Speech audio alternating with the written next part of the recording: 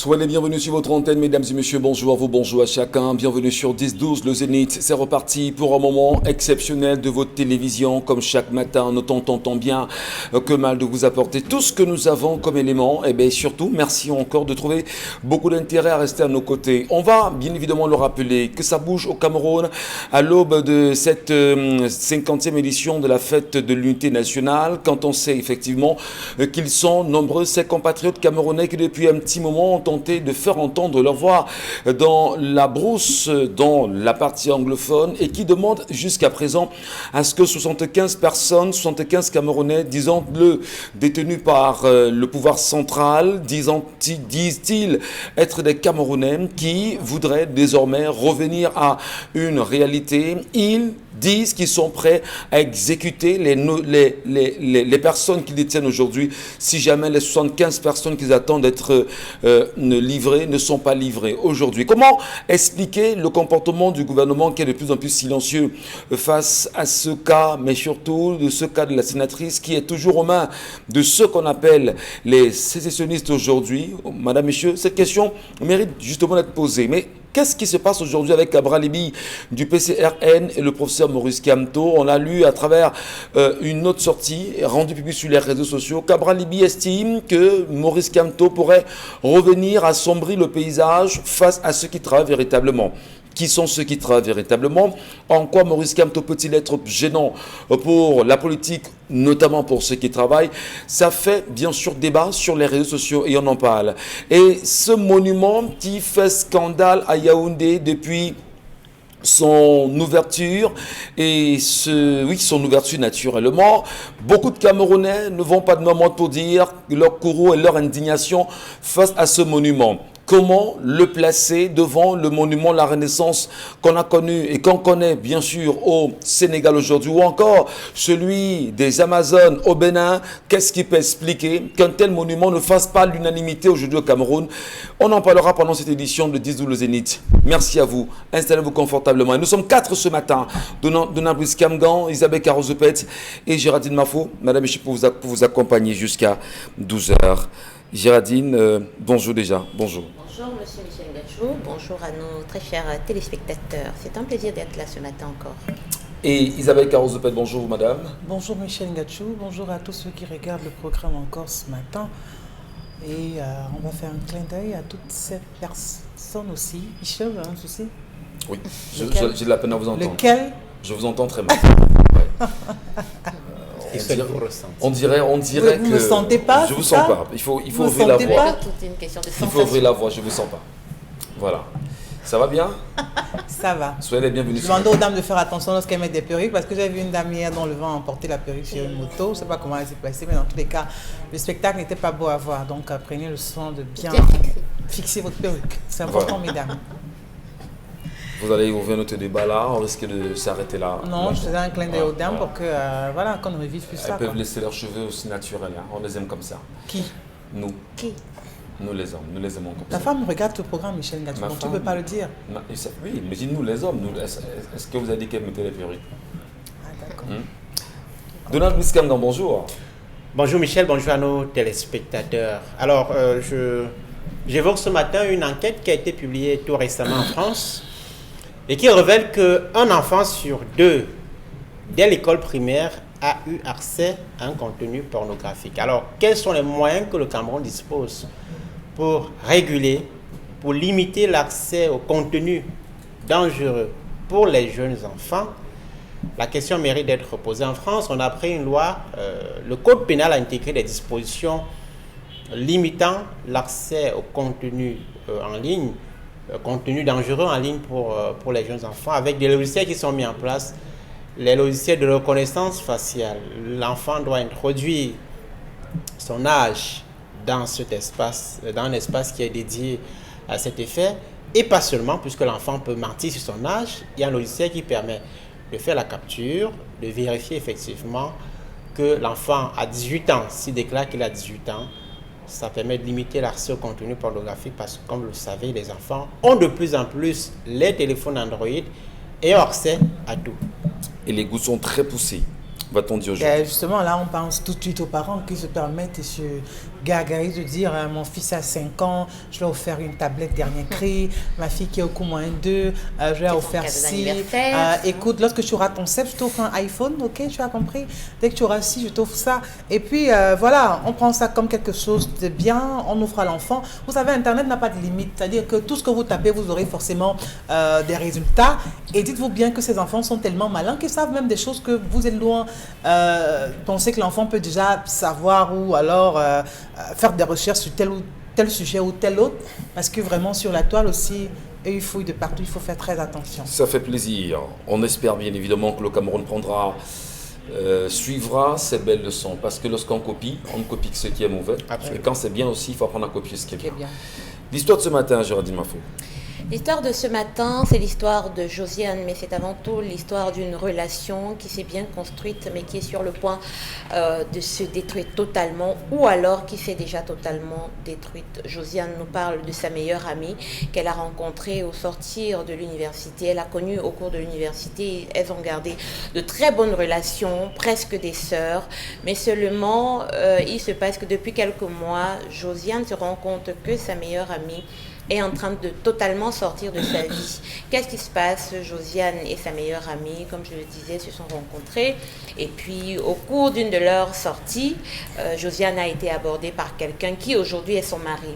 Seulement, en meilleure amie, Josiane a tout partagé avec son amie, comment est-ce que leur rendez-vous se passait, comment leur relation évoluait. Et aujourd'hui, elle s'est mariée. D'ailleurs, au cours de son mariage à elle, Josiane, sa meilleure amie était sa dame de compagnie pour dire à quel point leur relation était profonde.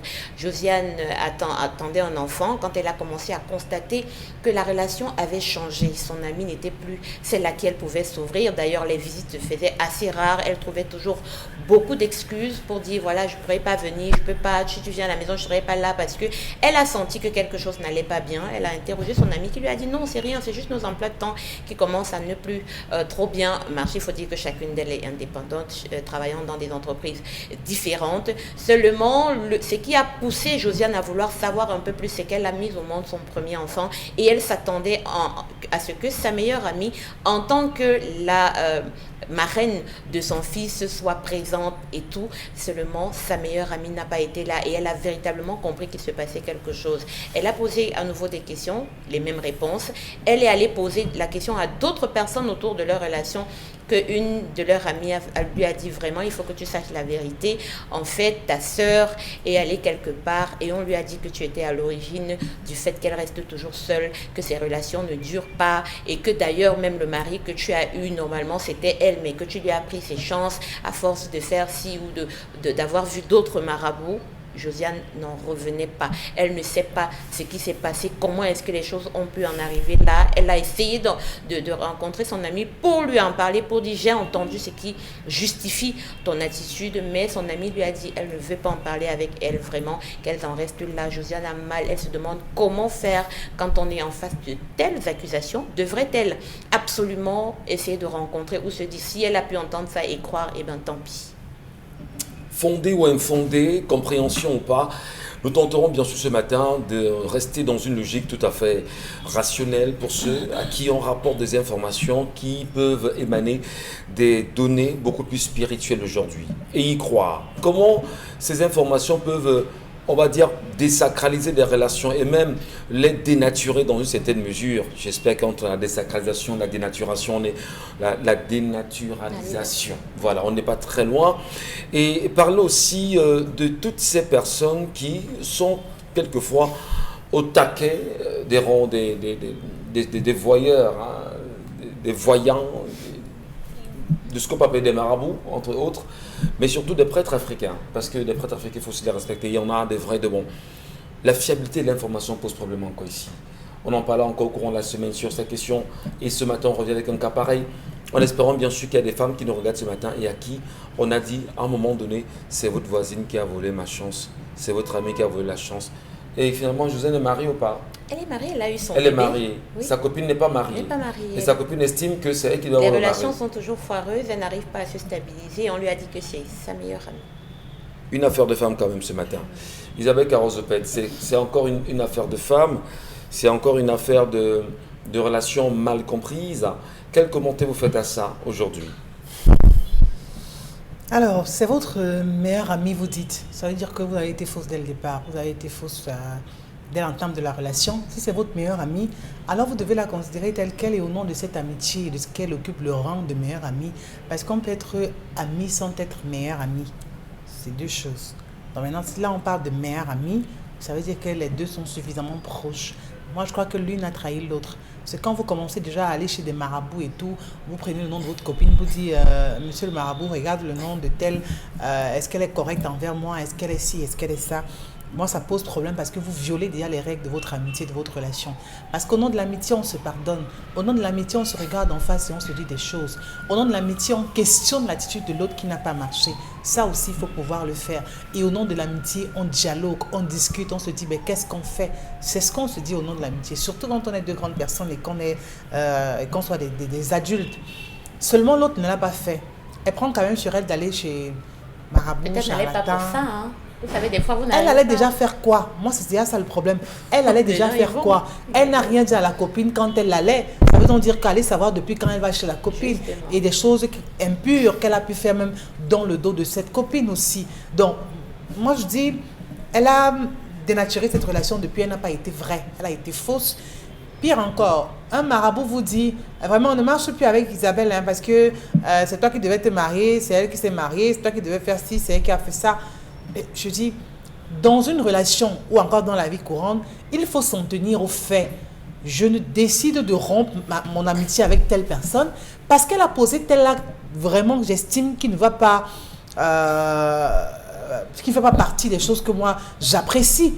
Pour ça, je romps notre amitié. Mais vous n'allez pas rompre une amitié de 10 ans, 20 ans, 30 ans.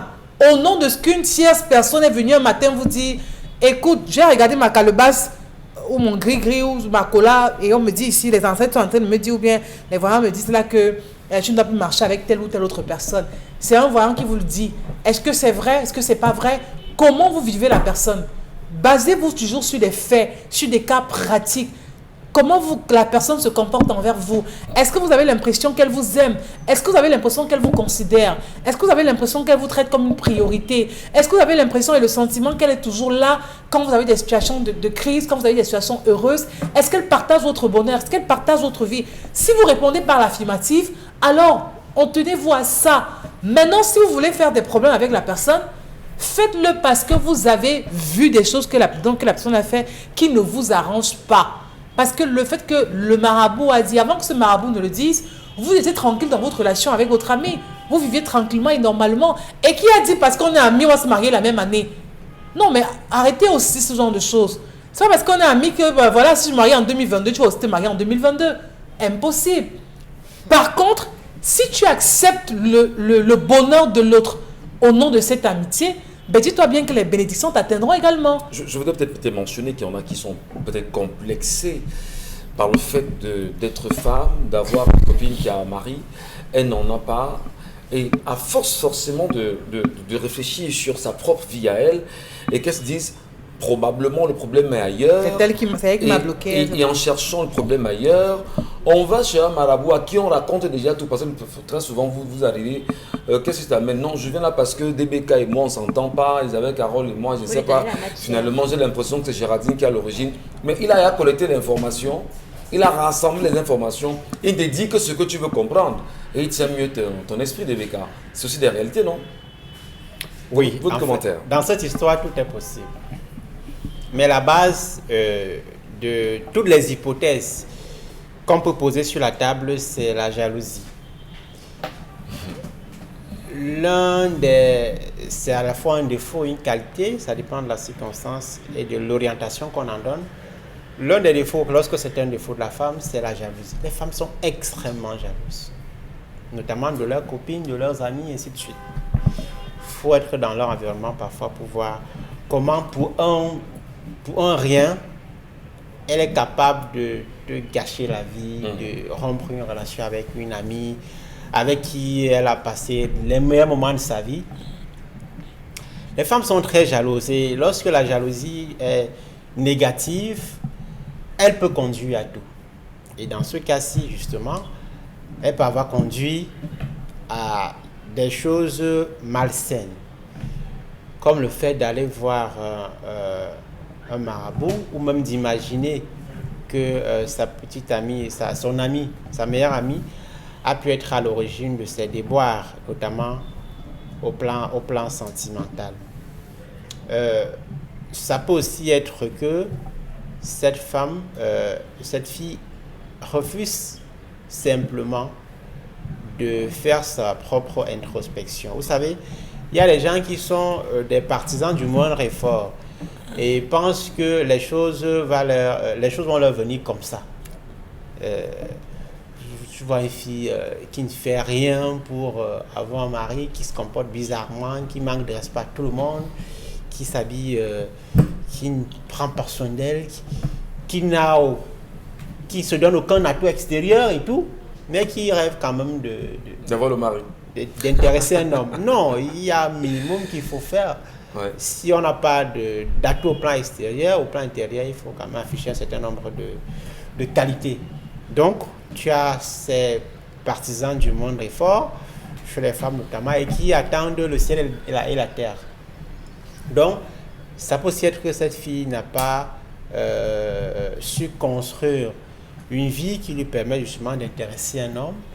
Et après le mariage de sa meilleure amie, elle a piqué une crise de jalousie qui l'amène à vouloir pourrir la vie à son ami. Donc moi je pense que toutes les hypothèses sont sur la table, avec pour base la jalousie.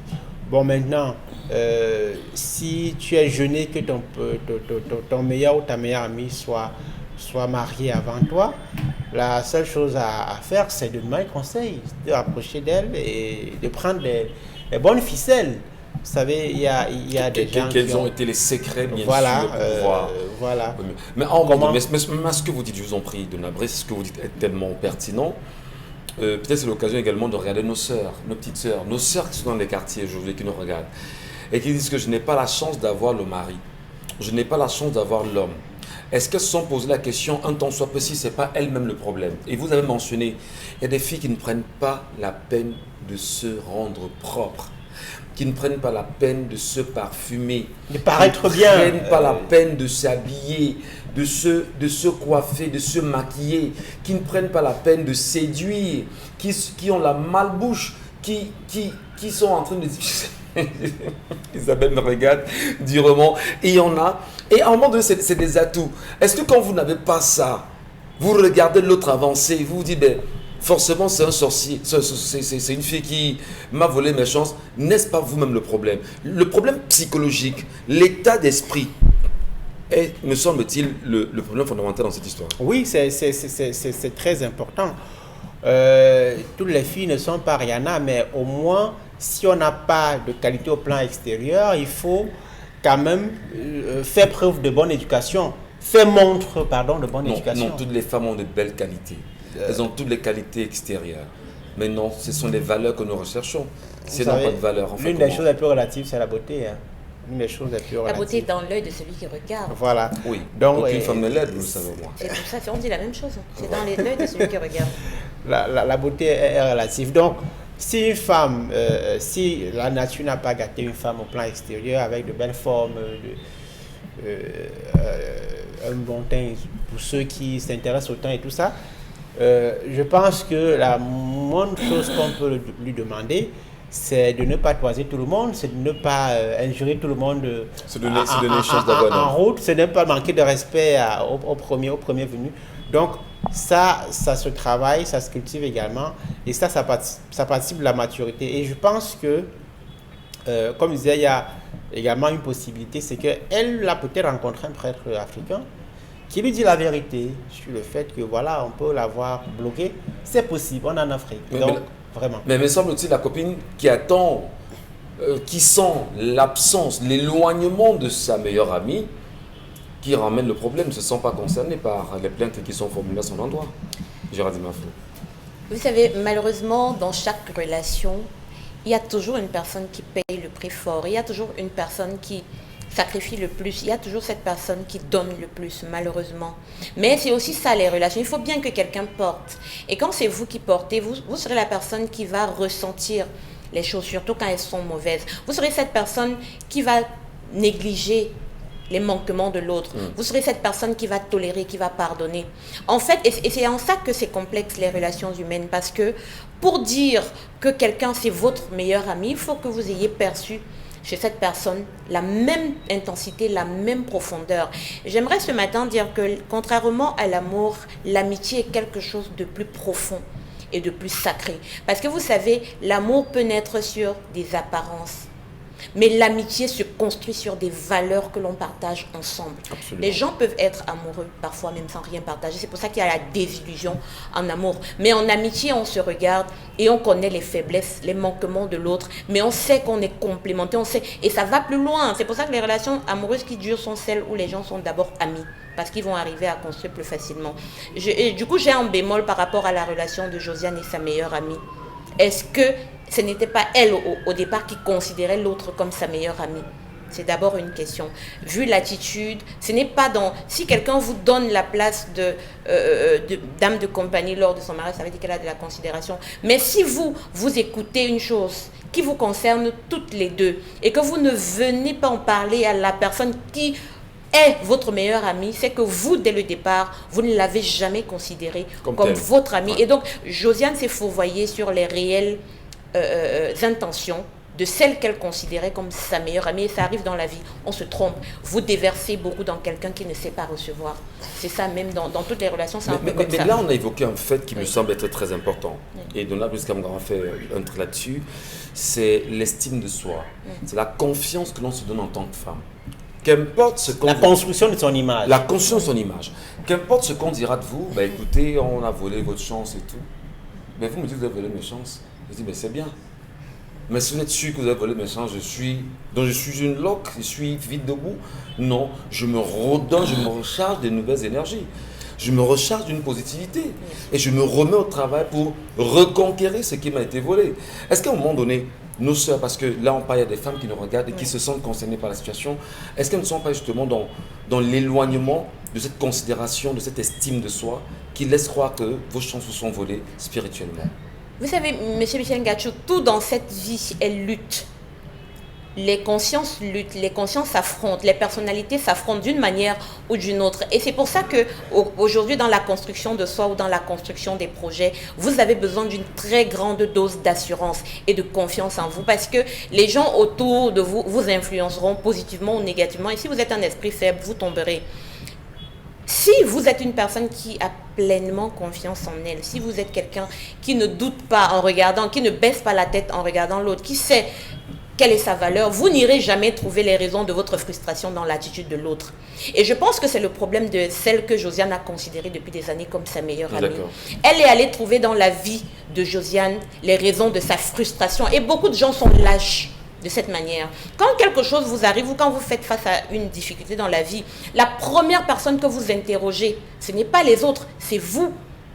Et c'est pour ça que quand on fait face à un échec, il faut bien se regarder dans un miroir et se dire, Géraldine, quelle est ta part de responsabilité dans ce qui t'arrive? Quand vous aurez trouvé votre part et vous aurez dégagé la responsabilité des autres, vous aurez d'abord ce premier travail que vous ferez sur vous et qui vous améliorera. Et vous serez surpris que ce que les autres ont pu faire ne vous atteindra plus de la même façon. C'est pour ça qu'il y a des gens capables de vite se reconstruire et devenir meilleurs que d'autres. Parce qu'il y en a qui vont sombrer dans la victimisation et qui ne vont jamais se reconstruire. Absolument. Et donc, je dis, celle que Josiane appelle sa meilleure amie, a trouvé en Josiane la raison de sa frustration. Ce n'est que de la jalousie. Simplement. Aussi simple que ça. Peut-être aussi l'occasion de transmettre un message particulier à nos sœurs qui nous regardent. Et là, je crois que les femmes...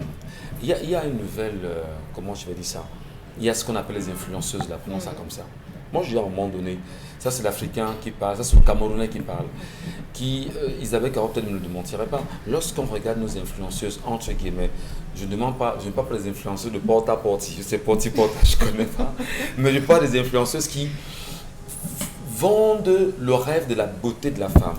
Est-ce que nos sœurs ne peuvent pas se dire, à regarder celle-là qui présente un visage de femmes différentes, de femmes conquérantes, de femmes battantes, de femmes ambitieuses, est-ce qu'on ne peut pas également, pour cette génération, je parle de cette génération, se dire, on veut ressembler à des femmes comme celle-là parce qu'elles sont bien vêtues, vendables, et voilà. Elles sont, malgré tout ce qu'on raconte sur elles, Je lisais encore quelques réactions sur cette nuit où d'aucuns reviennent dire qu'importe ce que vous dites, moi j'avance. Qu'importe ce que vous apportez sur moi comme Donc vous les suivez, ces moi influenceurs? j'avance. Ben, nous sommes sur Internet, vous et moi, madame. On suit tout le On monde. tombe dessus. On Vous voulez qu'on on les décide cite des ici? contenus qu'on lit. Non, non, pas Si, forcément. c'est ça. Et vous et moi, nous sommes des bibliothèques ambulantes. Hein? Et on a l'obligation de tout comprendre et de tout savoir. Alors, je voulais simplement dire qu'est-ce qu'à un moment donné, on ne va pas dire à nos sœurs, tentez de bien vous mettre. Soyez sûrs de vous.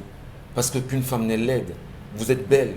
Qu'importe la réalité, donnez-vous les chances d'avoir vos maris. Parce que c'est possible d'avoir des maris. Hein, Isabelle? Oui, vraiment, encore que là aussi, j'ai encore des choses à dire, mais je crois que il faut construire son âme. C'est-à-dire qu'il faut faire tous les efforts pour avoir une belle âme. Être une belle âme dans une belle personne, c'est encore mieux. Il faut construire son être, il faut construire son intérieur. C'est important. Il y a des filles qui sont jolies, qui sont belles, peut-être entre guillemets, mais qui ont une face. C'est-à-dire qu'une fois qu'elle ouvre la bouche et commence à dire, je l'ai dit que ben, vous commencez à... Oui, ça dit que ça tient dans le cerveau. Ben, il y a des filles qui maîtrisent mieux l'anglais que le français. Non. Il y a des filles qui maîtrisent mieux le Là, français Non, que là, l'anglais. quand elle le dit, Vous et moi, vous savez qu'elle ne maîtrise aucune langue que le français et que même son patois, sa langue maternelle, elle ne maîtrise pas. Donc vous comprenez qu'elle a un niveau de langue qui est d'abord... Donc je veux dire qu'à l'instant, ça tique d'abord et vous vous dites, ben, comment on arrive à ça? Donc je veux dire simplement pour dire que on ne s'arrête pas seulement à mettre une belle paire de talons, un joli sac à main, on s'arrange aussi à bien maîtriser la langue dans laquelle on communique, ou du moins le B à bas. Ça aussi, c'est important. Autre chose aussi, on s'arrange à revoir, à polir, à sculpter son comportement. Ça aussi, c'est important et c'est très important. Parce que, dites-vous bien, on vient parce qu'on a vu votre physique, mais on reste parce qu'on a épousé votre comportement. Ouais. C'est pas votre physique qu'on épouse, c'est votre comportement qu'on épouse. Mais au départ, on vient par rapport au physique, c'est-à-dire que c'est le physique qui aguiche, mais c'est le comportement qui fait rester et détermine la durée de la relation. Donc, c'est pour dire que la vie, c'est un tout. Il y a rien, on ne va pas dire on maximise sur le vêtement, sur le corps, on néglige le comportement. Comme on ne dira pas qu'on négligera le comportement, alors qu'on maximisera sur le comportement, on négligera l'allure. Donc, ça veut dire que tout ça va de pair. Il est important d'être de bonne moralité et d'être le moins jalouse possible. Vraiment, même les arbres fruitiers, chaque période, il y a la saison des mangues, il y a la saison du citron, il y a la saison de... Donc, ce n'est pas aux mêmes saisons aussi que vous allez avoir un mari. Bon, respectez la vie de l'autre, respectez ce que la personne vit, accompagnez cette personne dans son bonheur. Vraiment, il n'y a rien de beau que le jour de votre mariage. C'est votre meilleur ami qui sont en train de ranger la salle. C'est votre meilleur ami qui sont en train de vous rappeler qu'il est bientôt 10 heures, c'est l'heure de la mairie. C'est eux qui sont en train de vous retoucher, de vous coiffer et tout ce qui va avec, de veiller sur vos enfants, de faire ci, faire ça. Soit votre amie. Et aussi, vous rendez bien... Donc, il faut mettre de côté la jalousie parce que je crois qu'aujourd'hui, ce qui anime cette fille, c'est simplement la jalousie. Elle se dit, pourquoi l'autre s'est marié avant moi? C'est simplement par rapport à ça.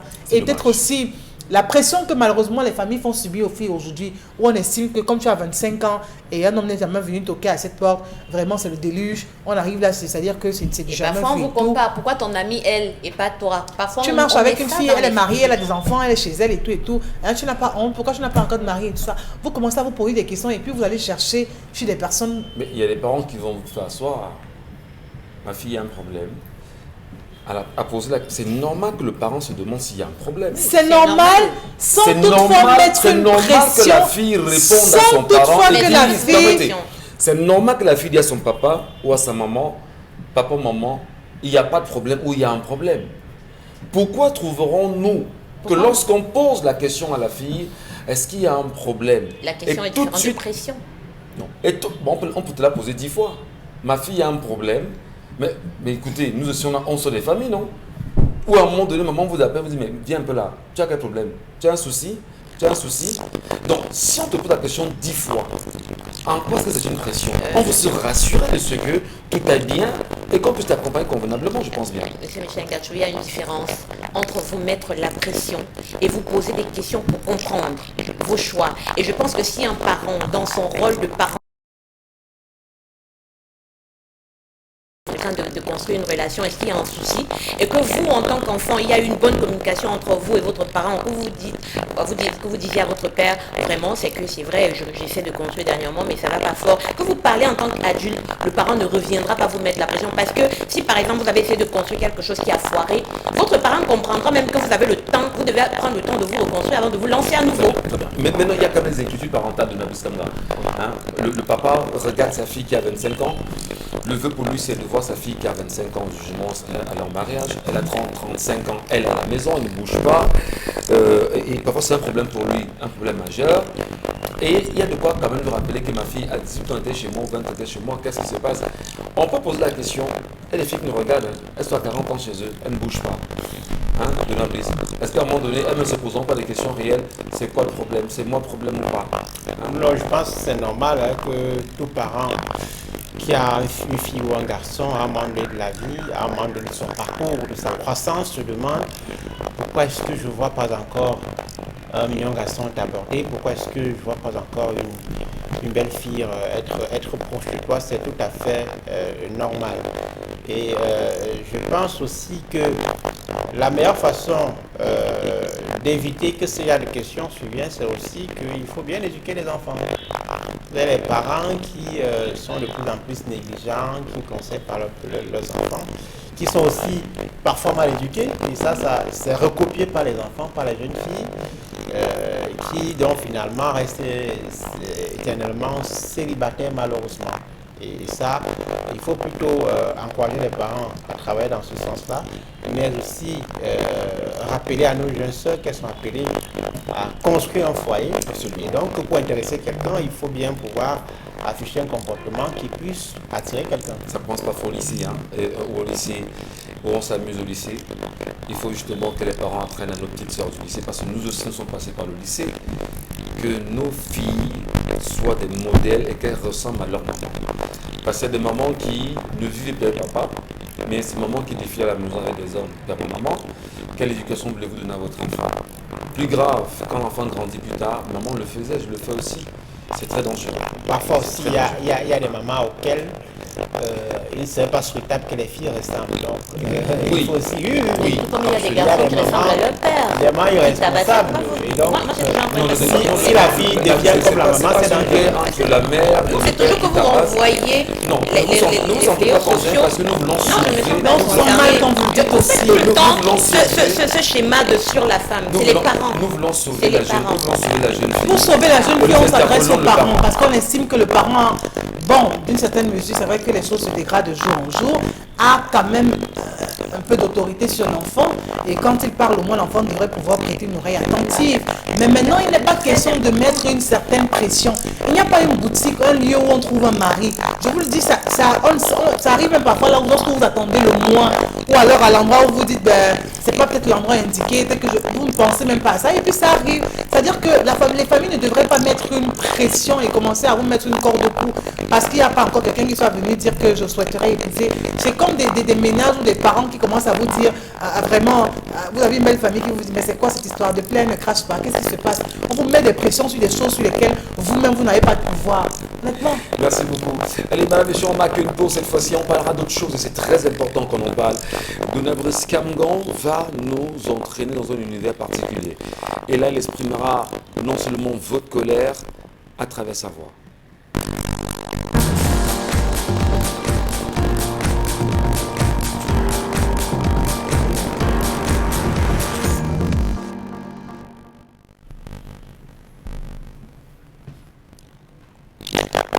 J'interpelle la conscience nationale ce matin sur le drame des sages-femmes au Cameroun. Une sage-femme est un personnel de santé qui assure la surveillance et le suivi médical de la grossesse et propose des séances de préparation à la naissance et à la parentalité. La sage-femme ou le maïticien, lorsqu'il est un homme, s'occupe de la surveillance du travail et de l'accouchement. Ainsi présentée, la sage-femme, dans tous les systèmes de santé, est sans doute une actrice centrale dans la prise en charge de la mère et de l'enfant. Au Cameroun, la profession n'est pas formellement reconnue par les pouvoirs publics. Et c'est là tous les malheurs de ces métiers. La profession est profondément désorganisée et clochardisée. D'abord, combien de sages-femmes est-ce que le Cameroun compte à ce jour? Ni les organisations qui portent la voix de ces personnels de santé, ni les instances institutionnelles n'apportent réponse précise à cette question. Mais ce que l'on ne sait pas compte, c'est que près de 5000 sages-femmes sont au chômage au Cameroun. Cela représente environ 70% de l'ensemble des personnes ayant choisi de recevoir une formation pour faire accoucher des femmes. La formation, oui, parlons-en. Elle est en proie à un désordre indescriptible. Selon qu'on est au public ou au privé, on reçoit des contenus à divers points différents. Ensuite, sur la durée, la formation des sages-femmes au Cameroun, bien qu'arrivée au système LMD, licence, master et doctorat, est encore en proie à beaucoup de soucis sur la durée. Arrivé au système LMD, la durée est censée être en principe de 3 ans. Mais plusieurs centres de formation proposent des formations en 2 ans, d'autres 3 ans, d'autres encore 4 ans et que sais-je encore. De fait, la démultiplication des centres de formation est un véritable problème dans cette profession. Avec tout ce que nous avons décrit plus haut, c'est clair que les conditions de travail sont des plus difficiles pour ces professionnels de la santé qui ne demandent qu'à mettre leur savoir et leur savoir-faire au service des populations. Les sages-femmes sont soumises au quotidien à une pression férocement stressante. Il y a d'abord le poids des tâches qu'il faut effectuer, car même dans les formations hospitalières de premier ordre dans les grandes villes du Cameroun, les sages-femmes disponibles sont sous le poids des charges quotidiennes, car en nombre très insuffisant. Ne parlons pas de l'arrière-pays donc, c'est encore plus grave là-bas. Et les salaires alors? Ça vient en compte-gouttes lorsqu'ils sont payés, notamment dans le secteur privé. Beaucoup exercent depuis de nombreuses années et n'ont pas de statut, ne sont pas intégrés, ne sont pas recrutés, ni dans le public, ni dans le privé.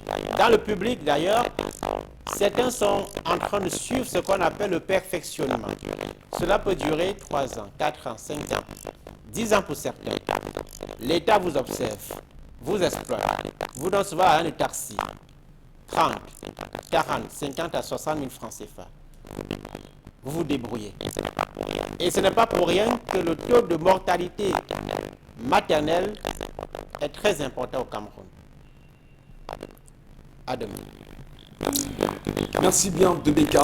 Oui, elles sont nombreuses en même temps ces femmes qui assistent et accompagnent les femmes pendant leur maternité, même leur accouchement aujourd'hui. Elles sont très nombreuses au Cameroun. Et bien, les réalités de leur exercice, de leurs activités, on en parle bien sûr ce matin. Ce sont-elles bien dans cette pratique aujourd'hui au Cameroun?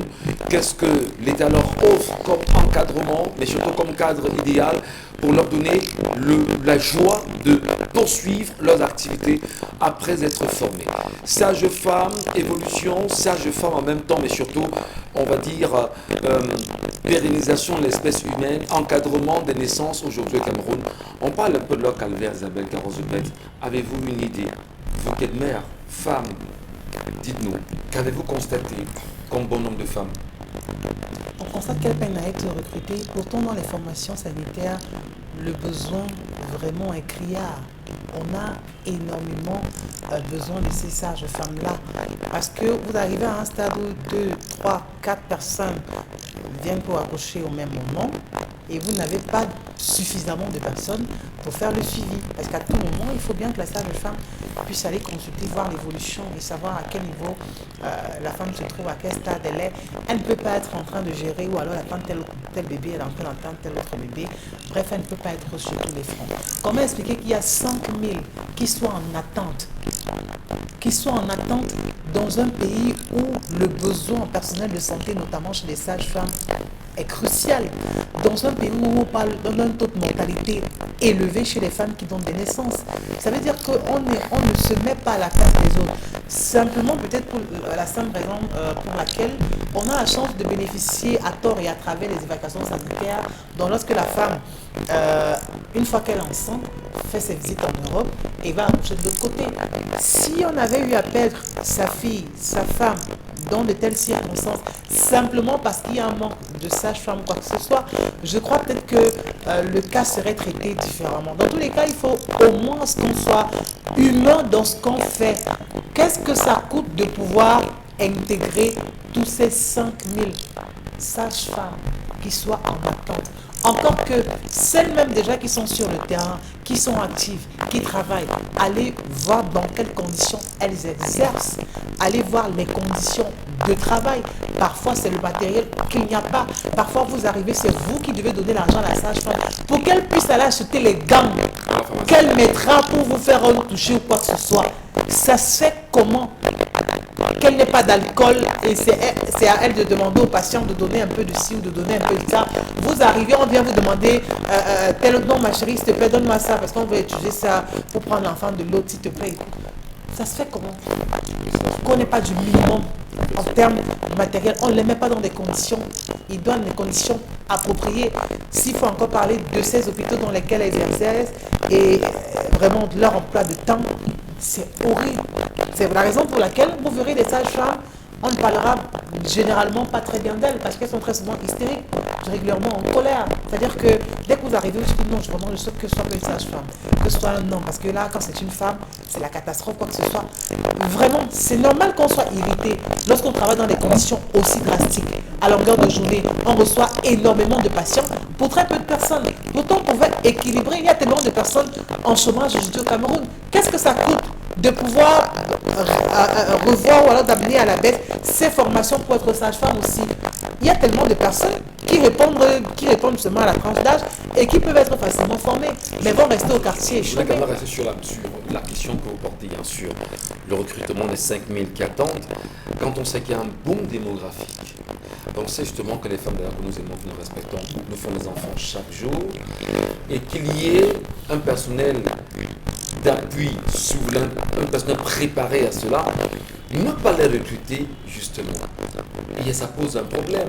Quel genre d'enfants nous voulons avoir? Les conditions dans lesquelles nous appuyons ces enfants. Il y a des réalités qu'elles vivent aujourd'hui dans ces formations hospitalières. Géraldine, si on s'en tient à une anecdote, en tenez-vous. Avant de vous demander dans quelles conditions vous vivez aujourd'hui, demandez-vous dans lesquelles conditions vous êtes venu. Oui. Et si vous vous posez la question de savoir même dans quelles conditions vous êtes venu au monde, vous comprendrez pourquoi vous vivez tout ce que vous vivez aujourd'hui.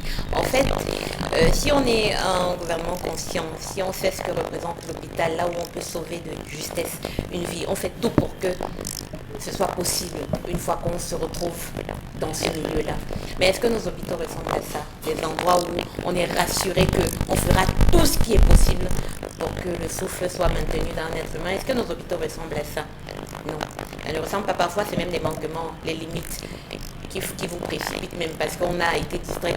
Parce que pour dire que au Cameroun, lorsque l'on regarde la situation des hôpitaux en général, avant de parler des sages-femmes et des maïticiens, on sent tout de suite que la vie n'a pas la même valeur ici qu'ailleurs. La vie, votre vie n'a pas la même valeur que si vous êtes, je ne sais pas si c'est un pays, mais ailleurs. Vous ferez peur à ceux qui veulent venir au Cameroun. Ils viennent pour rester. S'ils sont en train de faire leur... Qui passe. Parce que quand je dis que la vie n'a pas de valeur, si aujourd'hui la femme peut mourir en donnant la vie à cause des petits manquements, de rien du tout, vous comprenez pourquoi je peux dire que la vie n'a pas de valeur. On a formé des personnes, parce qu'avant le problème au Cameroun, c'était qu'il n'y avait même pas des personnes formées dans le domaine, maïticiens, sages-femmes, c'était ça le problème premier. Mais ensuite on a formé, se pose ensuite le problème du recrutement, de l'étalage de ce personnel sur le territoire national. C'est simplement pour dire que les politiques ne tiennent pas en compte la sensibilité de leur rôle. Quand vous allez dans un hôpital, on ne va pas parler des cliniques, parce que ce n'est pas tous les Camerounais qui peuvent se rendre dans des cliniques. On va parler du cas du Camerounais moyen qui se rend dans un hôpital ou dans une PMI basique pour mettre au monde son enfant. Quand vous arrivez, comme Isabelle le disait, vous trouvez un personnel qui est inférieur aux besoins qui est là. Et du coup, il y a de l'irritabilité, de l'irritation dans l'air. Il y a comme une anosphère tendue. Je dis, même vos contractions, vous supportez. Vous avez mal, vous ne pouvez pas pleurer. Parce que pendant boucle là, la maïticienne qui est censée vous accompagner dans ce moment sur lequel elle a étudié, parce que c'est ça, elle doit vous accompagner. Ce passage, elle le connaît. Donc quand vous êtes même paniqué, quand vous y allez pour la première fois, elle est censée vous rassurer, vous parler. Mais elle est tellement frustrée d'abord. Frustré par quoi? Les conditions dans lesquelles elle travaille. Son salaire, le salaire même, le travail, le matériel, la pression et tout ce que Isabelle a cité tantôt. Et ça fait qu'elle n'est pas en train de jouer son rôle. Et si elle n'est pas en train de jouer son rôle, elle est confondue à l'infirmier qui est formé pour toute autre chose. Donc déjà, il y a une confusion dans les fonctions au niveau des hôpitaux. On ne voit pas la sage-femme, le maïticien véritablement dans sa mission qui est d'accompagner la femme enceinte avant, pendant et après. Donc il y a même déjà ce problème. Et je dis, ça dépend de la valeur qu'on donne à la vie. Si on donnait une vraie valeur à la vie, si on savait que mettre au monde un enfant, c'est mettre au monde toute une destinée, on ne serait pas en train de blaguer autant. Et si on recrute, qui va payer? Est-ce que ça veut dire que le calvaire des sages-femmes au Cameroun est un calvaire reconnu et donc on ne fait rien pour le réparer? Mais monsieur Michel Gachou, vous pensez qu'au ministère de la Santé, on ne connaît pas quel est le besoin réel en maïticiens et sages-femmes? On sait très bien quel est le besoin. On sait exactement que sur les 5 000 disponibles, il faut 20 000. On sait exactement quel est le besoin. Mais c'est une politique générale parce qu'il faut après, même si le ministère de la Santé a défini un budget et qu'on prévoit que vraiment pour cette année, il faudrait recruter dans la ligne budgétaire, c'est des fonds, c'est de l'argent, c'est une politique qui est d'abord aussi financière parce que recruter veut dire payer. Et si le ministère des Finances vous dit que votre budget que vous mettez avec le personnel que vous voulez recruter, on ne va pas pouvoir le faire, vous pensez qu'ils vont faire comment? Pourquoi laisser bien sûr ces maïticiennes et ces sages-femmes dans le calvaire qu'elles traversent aujourd'hui? Quelles sont les résolutions engagées par le ministère de la Santé publique au Cameroun? Mais surtout, comment se sentent-elles, elles qui nous regardent ce matin dans ces formations? Quel salaire gagnent-elles mensuellement? Quelles sont les conditions de travail qui leur sont offertes? Quel matériel détiennent-elles pour au mieux donner ce qu'elles ont à donner? Madame Michon, on marque une petite pause et puis on revient vous donner naturellement les activités, les missions de ces dernières et continuer notre étude autour de ce calvaire que subissent les